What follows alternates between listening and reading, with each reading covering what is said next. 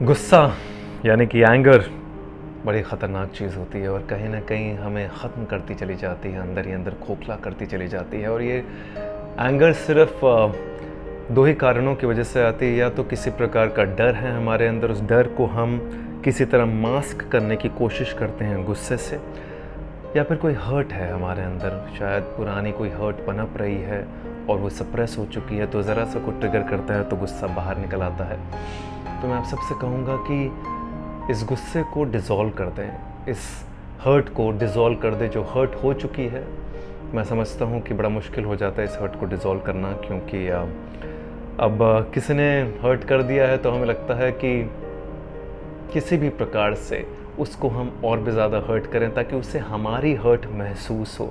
और शायद इस चक्कर में मुझे लगता है वो लूप बनना शुरू हो जाता है। पहले कोई आपको अनजाने में हर्ट करता है, फिर आप जानबूझ के किसी को हर्ट करते हो, तो फिर गुस्सा अपने आप तब्दील होता है और रिलेशनशिप ख़राब हो जाता है। तो अगर किसी ने अनजाने में आपको हर्ट कर दिया है तो उसको कैरी फॉरवर्ड ना करें, ऐसे तो हम पूरे ब्रह्मांड को ख़राब कर देंगे। मतलब आपने मुझे हर्ट किया, फिर मैं किसी और को हर्ट करूं, कोई और किसी और को हर्ट करेगा, and this will be a cyclical loop and we will destroy this universe. So just break it. If somebody has hurt you, dissolve it there and then. Do not continue it, do not carry it forward in your life. And जहाँ तक fear का सवाल है, तो fear तो खैर एक ऐसी चीज़ है जो बड़ी डीप रूटेड होती है और इसको निकालने के लिए अपने अंदर से बहुत सारी तपस्या करनी पड़ती है और बहुत सारी चीज़ों का त्याग करना पड़ता है, क्योंकि फ़ियर और डिज़ायर साथ साथ चलते हैं। जैसे जैसे डिज़ायर बढ़ती है फ़ियर अपने आप बढ़ता है, जब डिज़ायर अपने आप कम हो जाती है तो फ़ियर भी अपने आप कम होना शुरू हो जाता है। तो अगर कर सकते हैं तो अपनी डिज़ायर, अपनी महत्वाकांक्षाओं को थोड़ा सा कम करेंगे तो फ़ियर अपने आप कम हो जाएगा। अगर वो नहीं कर सकते तो मुझे लगता है कि कम से कम ईश्वर पर भरोसा रखें, समर्पण में जीवन बिताएं, कि मतलब जो भी हो रहा है, जो भी ईश्वर कर रहा है वो आपके भले के लिए कर रहा है और उसके बनाए हुए रास्ते पर आप चलते चले जाएं। Become the instrument of God's grace so that you can flow in life. When we have immense trust and immense faith in the divinity, in the divine power, in the universe, in the God, तो अपने आप ही मुझे लगता है fear धीरे धीरे ख़त्म हो जाता है। क्योंकि फिर आपको अपनी इच्छाओं से ज़्यादा ईश्वर की इच्छा पे ज़्यादा भरोसा हो जाता है कि जो हो रहा है आपके साथ वो उसकी इच्छा से हो रहा है।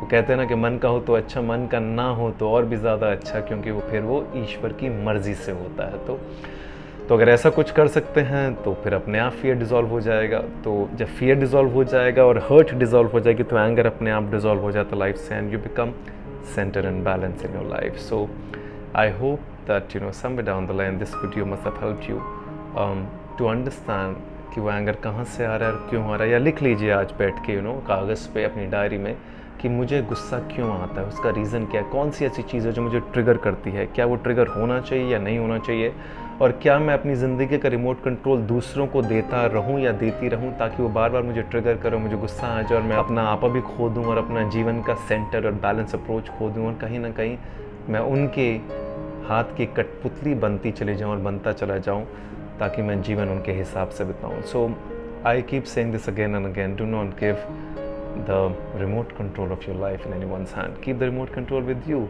This is your life. You own it. Be responsible. Be accountable for your life. This will help. Resolve the anger so that you can create a better version of yourself and live life happily and celebrate life. I hope that helps. Thank you so much. We share, we grow.